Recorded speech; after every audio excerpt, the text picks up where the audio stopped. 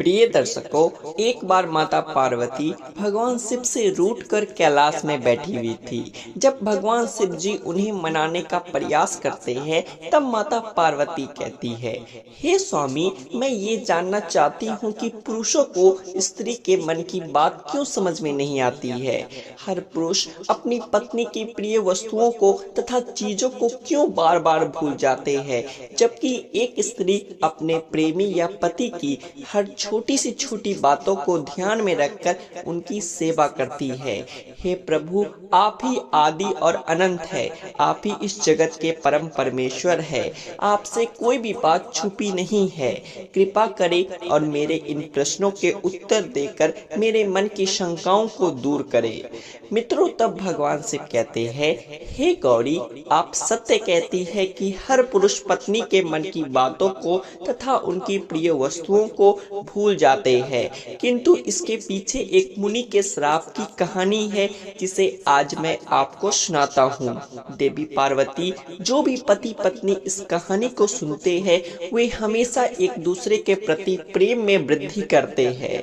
मित्रों, आपने अक्सर देखा होगा कि कुछ जोड़ियां पति पत्नी कम, दोस्ती ज्यादा निभाते हैं, वहीं किसी के जीवन में हमेशा कलेश रहता है।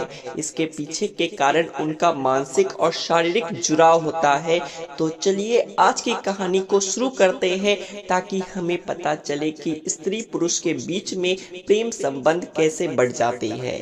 मित्रों, भगवान से कहते हैं, देवी पार्वती, पूर्व काल की बात है, जब त्रेता युग आरंभ हुआ था। महाभारत के कुरु वंश के राजा दुष्यंत राज करते थे।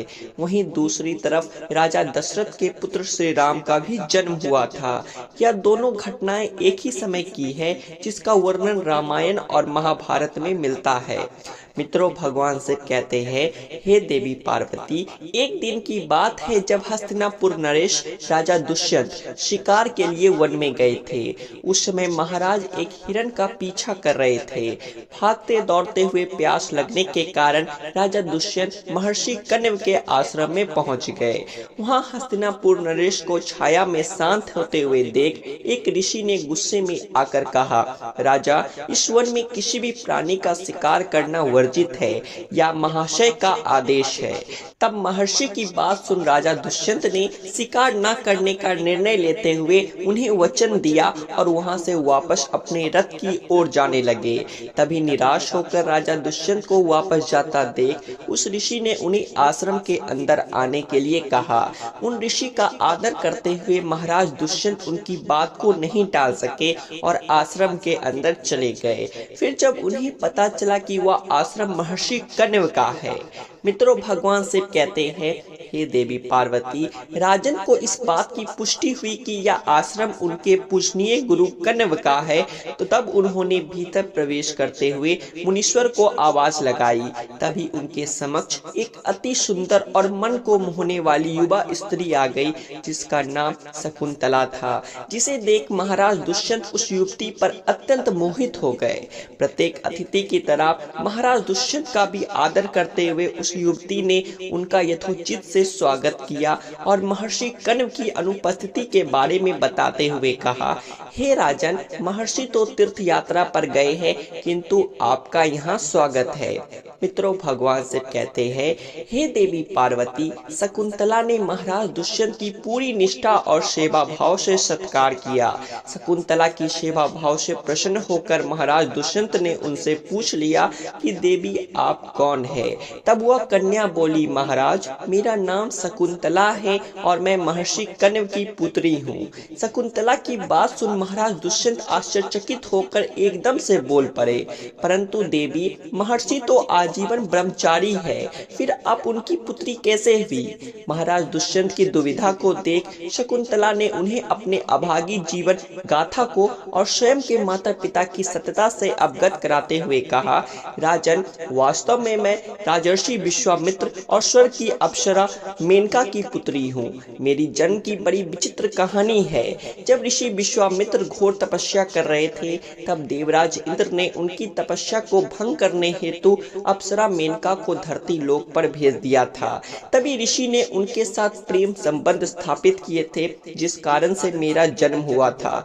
किंतु ना ही मेरे पिता ने मुझे पाला और ना ही मेरे माता मेनका ने। मेरी माता को भय था कि मुनि विश्वामित्र उन्हें श्राप देकर भस्म न कर दे, इसीलिए उन्होंने मेरा परित्याग किया और मुझे वन में अकेला छोड़कर वे स्वर्ग में चली गई। तभी उसी वन में शकुंत पक्षियों ने मेरा रक्षण किया। फिर एक दिन की बात है, तभी ऋषि कण्व उसी मार्ग से गुजर रहे थे तो उन्होंने मुझे गोद ले लिया। और राजन, धर्म के अनुसार जन्म देने वाला, पालन पोषण करने वाला तथा अन्य देकर रक्षण करने वाला पिता के समान पूजनीय होता है। इसी कारण से मैं ऋषि की पुत्री बन गई। वहीं जब दूसरी ओर शकुन पक्षियों के द्वारा मेरा रक्षण करने के कारण मेरा नाम शकुंतला पड़ गया। महर्षि कर्ण ने मुझे कभी भी यह एहसास होने नहीं दिया कि मैं उनकी असली पुत्री नहीं हूँ और मैं भी उन्हें पिता ही मानती हूँ। मित्रों, भगवान शिव कहते हैं, देवी पार्वती शकुंतला के वचनों को सुनकर महाराज दुष्यंत उनकी ओर आकर्षित हो गए। साथ ही वे उनकी सुंदरता पर तो पहले से ही मोहित थे और फिर उन्हें विवाह का प्रस्ताव देते हुए कहा, हे शकुंतला, आप एक क्षत्रिय कन्या हो। हे सुंदरी, तुम्हारे सौंदर्य को देखकर मैं अपना हृदय तुम्हें दे चुका हूँ। यदि तुम्हें किसी भी प्रकार की आपत्ति ना हो तो मैं तुमसे विवाह करना चाहता हूँ। मित्रों, ऐसा प्रस्ताव को सुन पहले तो शकुंतला अचंभित हुई, परंतु मन ही मन में वह भी महाराज दुष्यंत को देखकर तथा उनके शौर्य की प्रशंसा सुनकर उन्हें प्रसन्न करने लगी थी।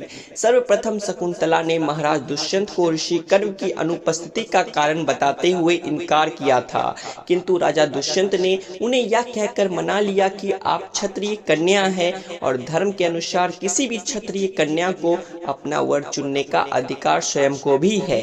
और वैसे भी जब ऋषि कण्व को पता चलेगा कि आपने मुझसे विवाह किया है तो वह क्रोधित नहीं होंगे। दुष्यंत के समझाने के पश्चात शकुंतला विवाह के लिए मान गई और उन्होंने गंधर्व विवाह कर लिया। मित्रों, भगवान शिव कहते हैं, हे देवी पार्वती, कुछ समय महाराज दुष्यंत ने शकुंतला के साथ विहार करते हुए वन में ही समय व्यतीत किया।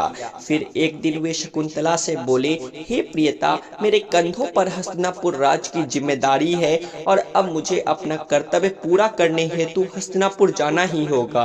यह कहकर महाराज ने शकुंतला को अपने प्रेम के प्रतीक रूप में अपनी दिव्य स्वर्ण मुद्रिका दी और हस्तिनापुर वापस चले गए और उन्हें आश्वासन दिया कि जैसे ही ऋषि कण्व अपनी यात्रा से वापस आएंगे तब वे उन्हें शीघ्र ही अपने साथ विदा कर हस्तिनापुर ले जाएंगे। मित्रों, उसके बाद समय बीतता गया और इसी बीच शकुंतला को पता चला कि वह गर्भवती है और शीघ्र ही ऋषि कण्व भी अपनी तीर्थ यात्रा से अपने आश्रम में आते हैं। प्रसन्नता पूर्वक शकुंतला ने उनसे महाराज दुष्यंत के साथ अपने गंधर्व विवाह के बारे में बताया। यह समाचार सुनकर ऋषि कण्व पहले तो बहुत प्रसन्न हुए, परंतु उसके बाद महर्षि कण्व ने शकुंतला को धर्म का ज्ञान देते हुए कहा कि पुत्री, विवाह के पश्चात किसी भी कन्या को अपने पिता के घर में रहना उचित नहीं होता और बोले, एक विवाहित कन्या के लिए विवाह के बाद उसके पिता का घर पराया हो जाता है तथा उसका अपना पति का ही घर अपना होता है। जो स्त्री पति के सुख दुख में साथ रहती है वह पति और पिता का गौरव बढ़ाती है। हर परिस्थिति में एक स्त्री को अपने पति का साथ देना चाहिए। उसे इतना कहकर ऋषि कण्व ने समझाया, हे पुत्री, तुमने उचित ही पुरुष का वर्णन किया है जिसका आज तीनों लोकों में गुणगान है। मित्रों, महर्षि कण्व ने खुशी खुशी अपनी पुत्री शकुंतला की विदाई करते हुए उन्हें अपने 4 शिष्यों और एक दासी के साथ हस्तिनापुर के लिए रवाना कर दिया। आश्रम से हस्तिनापुर के लिए आगे बढ़ते हुए मार्ग में एक शिष्य ने शकुंतला से सरोवर के पास रुककर विश्राम करने का निवेदन किया। शकुंतला भी थक चुकी थी, इसीलिए उन्होंने सहमति दे दी और अपनी दासी प्रिय बंदा के साथ विश्राम करने लगी। जब शकुंतला सरोवर में पानी पीने गई थी तब उन्हें पता भी नहीं चला और उनके हाथ से महाराज दुष्यंत के द्वारा प्रेम प्रतीक के रूप में दी हुई अंगूठी सरोवर में उनके हाथ से निकलकर गिर गई। वहीं दूसरी तरफ उस मुद्रिका को सरोवर की एक मछली ने निगल लिया। फिर अगले दिन जब शकुंतला हस्तिनापुर पहुंची और वहां के राज दरबार में गई, परंतु राजा दुष्यंत ने उन्हें पहचानने से इनकार कर दिया। वह बार बार सभासदों के सामने कहती रही कि महाराज, मैं आपकी पत्नी शकुंतला हूँ। लेकिन महाराज दुष्यंत ने यह कहते हुए पहचानने से मना कर दिया कि मैं तुम्हें नहीं जानता, यह औरत कौन है। ऐसा कहकर अपने सैनिकों द्वारा उसे राज्य से बाहर निकाल दिया गया। मित्रों, भगवान शिव कहते हैं, देवी पार्वती, मैं आपको विस्तार से बता दूं कि शकुंतला से विवाह के पश्चात जब महाराज दुष्यंत वापस हस्तिनापुर लौट रहे थे तो वे महर्षि दुर्वासा के आश्रम के पास से गुजर रहे थे। उस समय राजन अपनी प्रिय पत्नी और राज्य के विचारों में पूरी तरह से डूब चुके थे। उन्हें महर्षि दुर्वासा ने आवाज लगाई, फिर भी वे उन्हें नजरअंदाज करते हुए आगे बढ़ गए। इस तरह अनजाने में किए हुए अपराध से ऋषि ने क्रोधित होकर राजा दुष्यंत को श्राप दे दिया और कहा, हे राजन, इस समय तुम अपने विचारों में खोए हुए एक मुनि की आज्ञा का पालन न करते हुए आगे बढ़े हो। तुम अपनी सबसे प्रिय वस्तु को भूल जाओ, या मेरा श्राप है। मित्रों, भगवान शिव कहते हैं, हे देवी पार्वती, महर्षि दुर्वासा के श्राप रूपी कठोर वचनों को सुन महाराजा दुष्यंत अत्यंत घबरा गए और ऋषि दुर्वासा के चरणों में नतमस्तक हुए। और फिर राजा दुष्यंत के बार बार विनती करने पर ऋषि दुर्वासा ने कहा कि राजन, मैं श्राप तो वापस नहीं ले सकता, लेकिन जब तुम कोई सूचक चिन्ह देखोगे तो उसे तुम पहचान जाओगे, अर्थात तुम्हारी यादें और शक्ति वापस आएगी। मित्रों, भगवान शिव कहते हैं, हे देवी पार्वती, उधर हस्तिनापुर में महाराज दुष्यंत शकुंतला के साथ हुए अन्याय को भूल अपना राजपाट संभालने में व्यस्त थे। परंतु एक दिन जिस मछली ने पानी पीते समय शकुंतला की अंगूठी को निगला था, वह एक मछुआरे के जाल में फंस गई और जब मछुआरे ने उसे काटा तो उसे चमचमाती सोने की अंगूठी मिली। उस अंगूठी को देख मछुआरा बहुत खुश हुआ और वह उस दिव्य अंगूठी को बेचने के लिए राज्य के एक सोनार के पास पहुंच गया। मित्रों, होनी को कुछ और ही मंजूर था। जब सोनार ने जैसे इस मुद्रिका को देखा तो उसका ध्यान अंगूठी पर लिखे महाराज दुष्यंत के नाम पर पड़ा। यह अंगूठी महाराज ने स्वयं के लिए हजारों स्वर्ण मुद्राएं देकर बनवाई थी, जिसकी कीमत कई ज्यादा थी। और सुनार ने तुरंत उस मछुआरे को कोतवाल के हवाले कर दिया।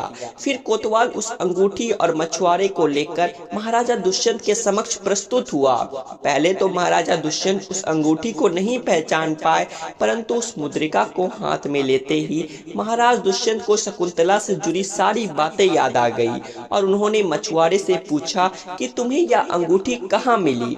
तब उसने बताया कि महाराज, मुझे यह अंगूठी महर्षि कश्यप के आश्रम के पास स्थित तालाब के मछली के पेट से मिली। तब महाराज ने उसे मुक्त करने का आदेश दे दिया और कहा, तुम्हें हमारी पत्नी को ढूंढने में मदद करनी होगी। मित्रों, भगवान शिव कहते हैं, हे देवी पार्वती, देवी शकुंतला को कई सालों तक ढूंढने का कार्य शुरू था, किंतु शकुंतला ने अपने पिता के घर वापस जाकर महर्षि कश्यप के आश्रम में गुप्त रहने का निश्चय किया और महर्षि कश्यप को दिव्य दृष्टि से सारी बातों का अनुमान था, इसीलिए उन्होंने शकुंतला को अपने आश्रम में आश्रय दिया। वहीं दूसरी तरफ देवताओं और असुर में भीषण युद्ध शुरू हुआ, जिसे हम देवासुर संग्राम के नाम से जानते हैं। जब देवराज इंद्र ने महाराज दुष्यंत को देवताओं की ओर लड़ने का आमंत्रण दिया, तब वे तुरंत अपने सारे दिव्य अस्त्र शस्त्र लेकर युद्ध में भाग लेने के लिए चल दिए। इंद्र सहित देवताओं ने भी महर्षि दधीचि के पास जाकर उनके हड्डियों से वज्र और अन्य कई सारे अस्त्र प्राप्त किए। महाराज दुष्यंत, इंद्र और जामवंत जी ने भीषण युद्ध कर सभी असुरों का वध किया और फिर से स्वर्ग में धर्म की स्थापना की और फिर देवताओं के द्वारा सम्मान देकर राजा दुष्यंत को एक विमान भेंट करके पृथ्वी लोक पर वापस अपने राज को जाने की आज्ञा दे दी। मित्रों, भगवान शिव कहते हैं, हे देवी पार्वती, जब राजन अपने विमान में बैठकर वापस हस्तिनापुर लौट रहे थे, उसी समय महर्षि कश्यप के आश्रम के पास एक छोटा बालक 4 शहरों के बीच अकेला खेल रहा था, जिसे देख राजा अत्यंत आश्चर्यचकित हो गए। उस बालक को देखकर महाराज के हृदय में प्रेम की भावना उमड़ पड़ी और वे वहां पहुंच गए और बालक को गोद में उठाने के लिए आगे बढ़े तो शकुंतला की सखियां पीछे से चिल्ला उठी और बोली, हे भद्र पुरुष, आप यह क्या कर रहे हैं? आप इस बालक को ना छुए, अन्यथा आप जलकर भस्म हो जाओगे। यह बालक महर्षि कश्यप के विशेष आशीर्वाद के कारण दिव्य शक्तियों का ज्ञाता है। आपकी इसी में भलाई है, आप इस बालक से दूर रहे, यही आपके लिए उचित है। मित्रों, भगवान शिव कहते हैं, हे देवी पार्वती, क्योंकि बालक की भुजा में एक अत्यंत जहरीला सांप डोर बनकर बंधा हुआ था और जो भी बालक को छू लेता था उसी सांप के विष के कारण वह जलकर मर जाता था। फिर भी यह बातें सुनकर भी दुष्यंत स्वयं को न रोक सके और उन्होंने बालक को अपनी गोद में उठा ही लिया। उसी समय सभी सखियां आश्चर्य से देख रही थी कि बालक की भुजा में बंधी सरपट दौड़ पृथ्वी पर गिर गई है। सभी को ज्ञात था कि बालक को जब उसका पिता अपनी गोद में लेंगे तब वह काला डोरा पृथ्वी पर गिर जाएगा। उस समय सखियां प्रसन्न होकर भागते हुए शकुंतला के पास गई और सारा वृत्तांत शकुंतला को सुनाया। यह सुनकर शकुंतला भी दौड़ते हुए महाराज दुष्यंत के पास आई और जब शकुंतला को देखते ही महाराज दुष्यंत ने उन्हें तुरंत पहचान लिया। तत्पश्चात शकुंतला से अपने किए के लिए क्षमा प्रार्थना मांगी और कश्यप की आज्ञा लेकर शकुंतला और अपने पुत्र को लेकर हस्तिनापुर लौट आए और शकुंतला को सारी प्रजा के सामने अपनी रानी के रूप में स्वीकार किया। महाराज दुष्यंत और शकुंतला की इस तेजस्वी पुत्र का नाम भारत था। बड़े होकर भारत महान प्रतापी सम्राट बने और उन्हीं के नाम पर हमारे देश का नाम भारतवर्ष हो गया। मित्रों, भगवान शिव कहते हैं, हे देवी पार्वती, अब मैं आपके प्रश्नों के उत्तर देता हूँ। आप जानना चाहती है कि क्यों कोई पति अपनी पत्नी की प्रिय चीजों को बार बार भूल जाते हैं, जैसे कि पत्नी का जन्मदिन, विवाह की तिथि। पत्नी की सभी महत्वपूर्ण बातों को भूलने का श्राप पति को मिल चुका है। इसीलिए हे देवी, अगर पति से कभी अनजाने में भूल होती है तो उसे माफ कर पत्नी को साझा करना चाहिए, क्योंकि स्वयं परमपिता ब्रह्मा जी ने स्त्रियों को पुरुषों के मुकाबले कई गुना अधिक सहन शक्ति दी है, जिसके चलते स्त्रियां पुरुषों के मुकाबले कई गुना अधिक समझदार और भावुक होती है। इसी श्राप का असर आज भी कलयुग में दिखाई पड़ता है। गौरी, इसीलिए हर पति पत्नी को एक दूसरे को समझकर मानसिक और शारीरिक रूप से गहरा मजबूत जुड़ाव रखना चाहिए। हर एक परिस्थिति में एक दूसरे का साथ देना चाहिए, चाहे फिर सुख हो या दुख। भगवान शिव कहते हैं, हे देवी पार्वती, जो भी पति पत्नी मेरी पूरी श्रद्धा के साथ पूजा आराधना करते हैं, मैं उनके जीवन के समस्त पापों को और दुखों को हर लेता हूँ तथा मृत्यु के बाद उन्हें मुक्ति मिल जाती है। तो मित्रों, आशा करते हैं आपको यह कथा अवश्य पसंद आई होगी। तो वीडियो को लाइक करें, चैनल को सब्सक्राइब करें। बोलिए हर हर महादेव।